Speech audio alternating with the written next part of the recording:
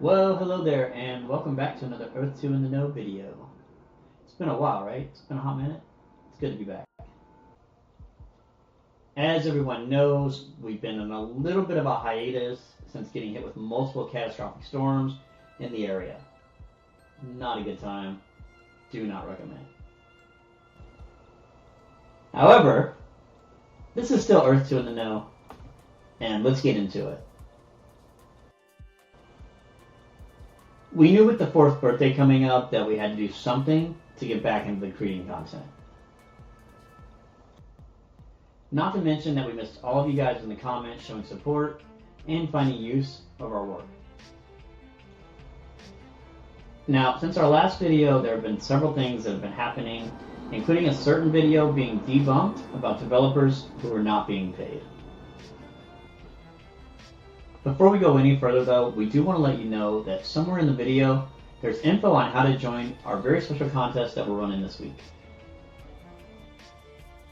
Granted, most of the surrounding areas around us have been completely devastated. We were not hit as bad, and we were able to follow along with the developments. To say that it was an interesting development was to put it lightly. It made for some great relief to read during all of the stressful times we were enduring in that moment. Of course, we all knew the rumors and what was circulating and how people got carried away with it like it was already written in the history books. All for Shane to come out to clear the air and tell everybody the real story. We do want to go over just a couple of those things.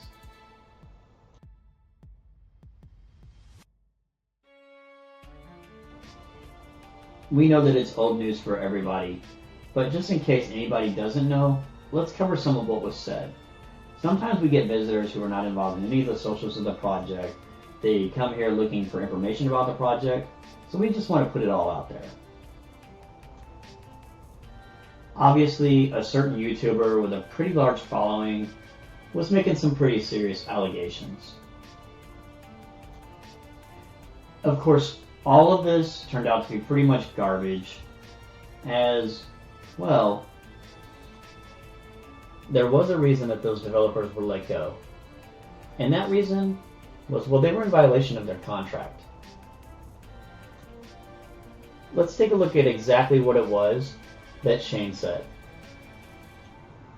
Now, we're not going to go over everything that was said because it is quite long, and this video would be like an hour long. However, anything that he says will be in quotation marks so that you'll know that it's a direct quote from Shane himself.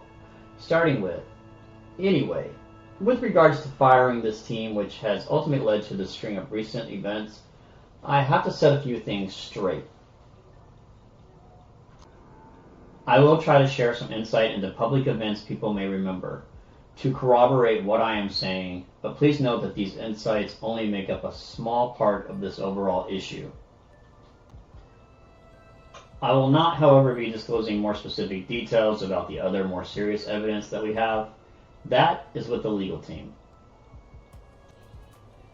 As I said, I will provide a little insight into events people already know occurred, so at least it helps paint a picture on publicly known facts. But I will not be sharing details about the other more serious evidence that we have. It is public knowledge that at the end of 2021, Thomas and other anonymous devs announced the launch of a 3D game crypto project called Disruption. They worked for months on this project, hidden from us, while happily receiving full-time pay from Earth2, and while we naturally thought that they were fully focused on developing Earth2. I can confirm that other high-paid devs from Earth2 were involved in the Disruption project as well. As confident as they were, their project ultimately failed. Once this happened, a couple of them owned up and begged to keep their well-paid positions inside of Earth2, suddenly facing the fact that they were not going to be millionaires overnight. I made sure that we parted ways with two of the ringleaders for the Disruption project. one of whom I allowed back months later after the other team members begged me to hire him again, telling me that he needed money to pay for bills and living expenses and was in a really bad place. Well, that developer would go on to betray us once again. I did what I thought was a good thing at the time, and I admit that in hindsight, I foolishly allowed him back. I also allowed a third ringleader who came clean with me about his involvement in disruption at the time to stay. At the time, I thought his honesty was a good sign, but I realized that in the past I've had too much of a soft spot, something I have since learned that I need to control and be harder on at times.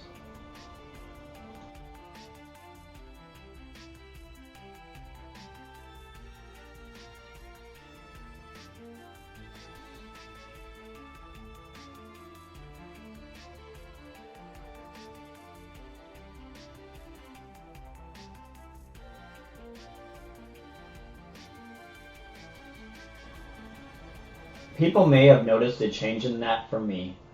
I want results for Earth 2, and I am no longer so careful about dealing with people who don't perform. At the time, I allowed them to stay on the project so long as they worked hard and remained fully focused on Earth 2, of which they gave me their word that they would.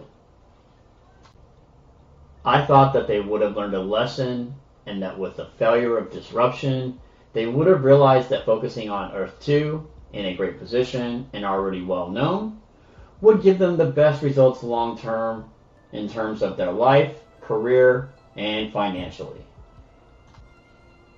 I am skipping a lot, but fast forward to earlier this year and I was randomly sent credible details relating to confidential Earth 2 information being leaked from at least one of the team members who were given a second chance from the disruption team.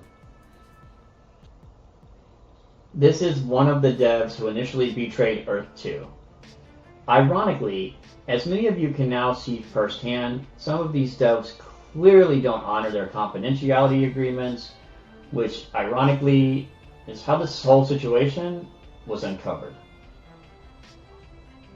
I also learned that at least one of the concept artists and other Earth 2 team members, such as 3D modelers, who were brought into Earth 2 by Ferran in 2022, were, well, as it turned out, seemingly brought on from disruption.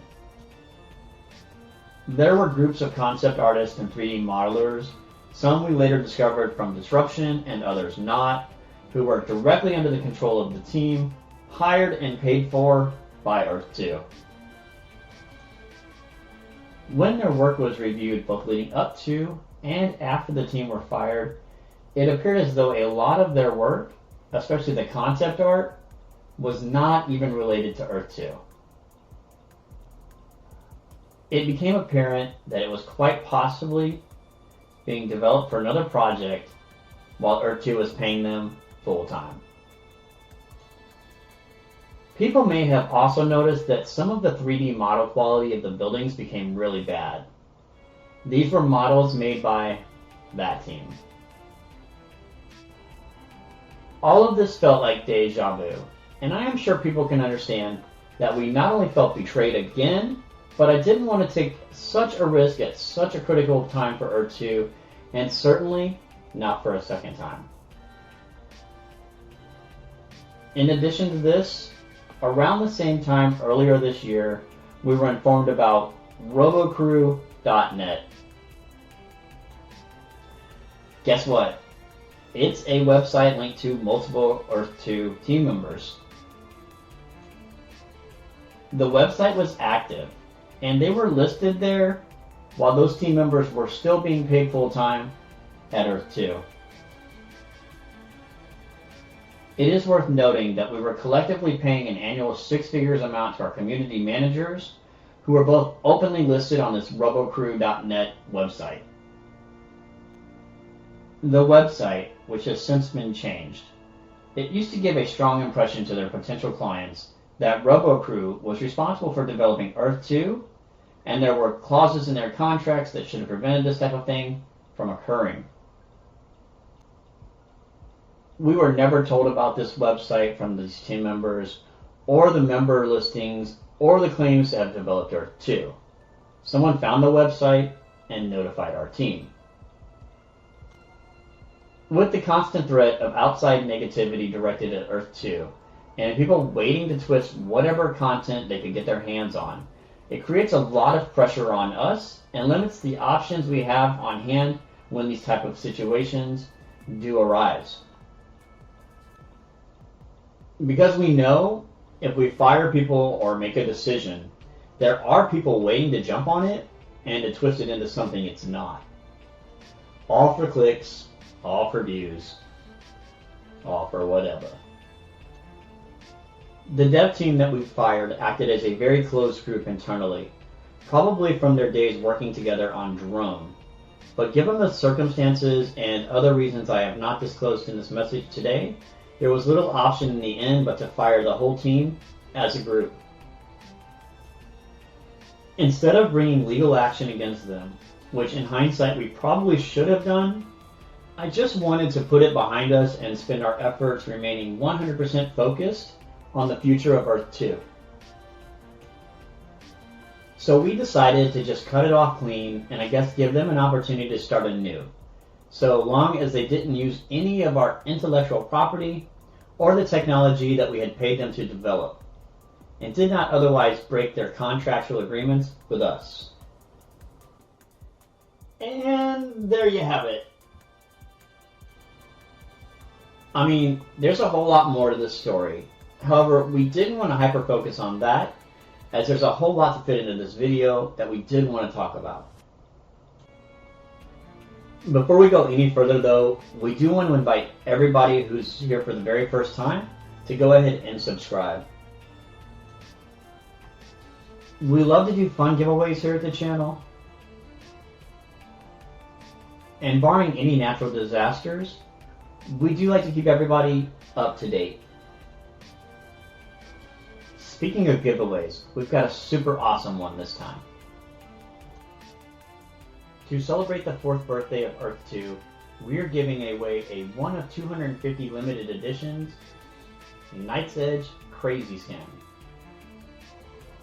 Do keep in mind that there will only ever be 250 of these created in all of existence ever, meaning that there's some potential for it to see an increase in value. And all you have to do to enter the contest is like and comment on this video and be an active subscriber. It's completely free and just that easy. Good luck to all of those who decide to enter. What else has been going on in the world of Earth 2 since we've last made a video? Let's talk about it. Well, they did unveil their very own launcher. Let's go ahead and take a look at that now. And why was it that they decided to go ahead and create their own launcher instead of working with another? I mean, we've already had a couple viable options. You know, there's Epic, Steam, etc., etc.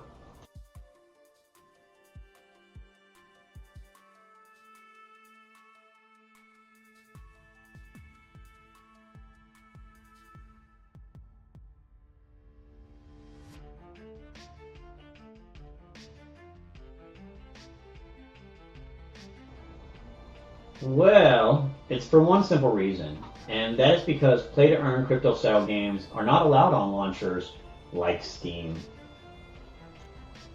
So, to avoid any of that hassle, they went ahead and decided to create their very own launcher.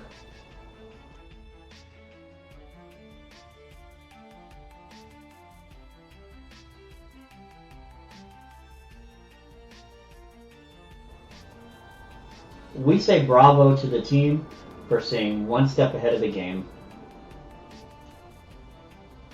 They have also released a new video for megacities,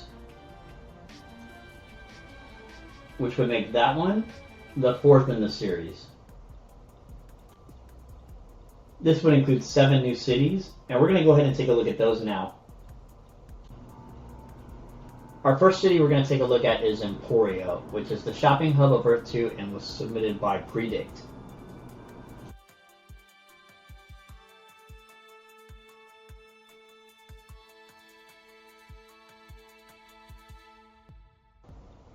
Also included in this video was the Legacy of Bermuda, submitted by, of course, the Legacy of Bermuda.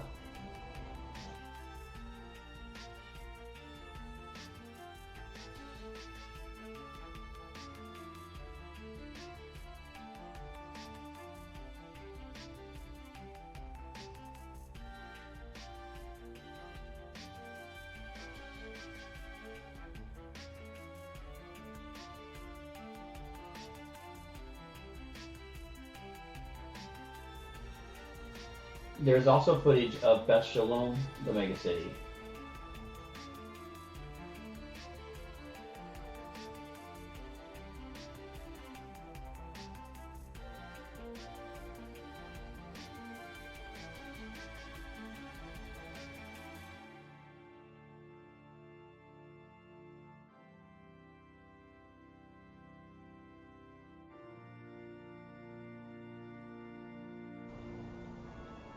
Included as well was the Obsidian City, which was submitted by Obsidian.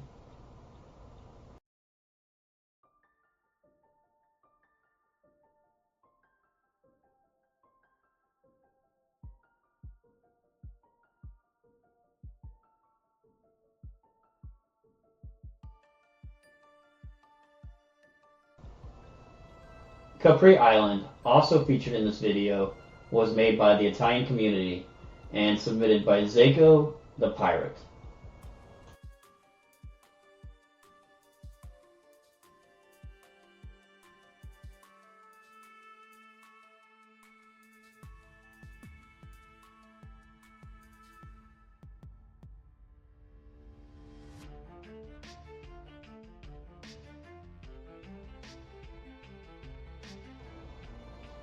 We also got to see Earth2 The Lone Wolves tile art, which was submitted by Lauro Tayo.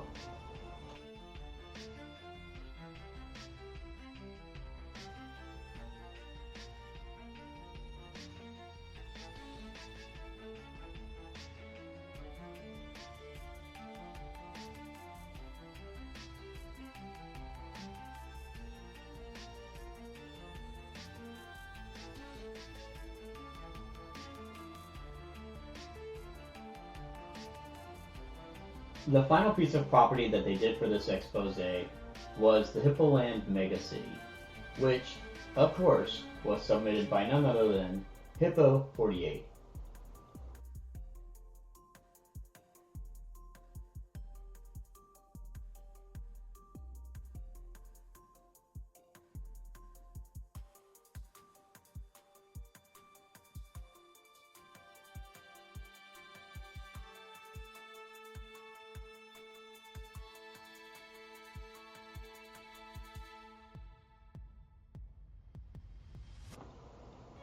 Other than these few updates that we've talked about in this video, it's been a pretty quiet month. This, however, is very typical for the month leading up to the birthday celebration, as obviously they're saving most of the surprises for the month of November. We know that the pre-alpha testing is right around the corner, where users will finally be able to get their hands on the product. This may or may not have an effect on the price of the token. We'll just have to wait and see. Speaking of that magic token, we are currently seeing a lot of sell-offs.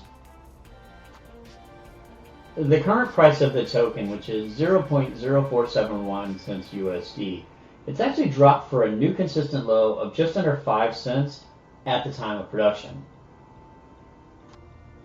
Of course, no one likes to see the token go down in value, but it's all part of the game.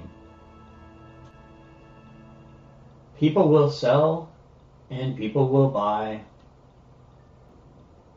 But as we've always said here at the channel, never expect anything before the product is released. Meaning that we probably won't see any real value increases until it's had time to go to market. That said, while we are not holding our breath, we would love to see a pleasant surprise. Being an authorized content creator directly by the team means that we are held to a certain higher responsibility.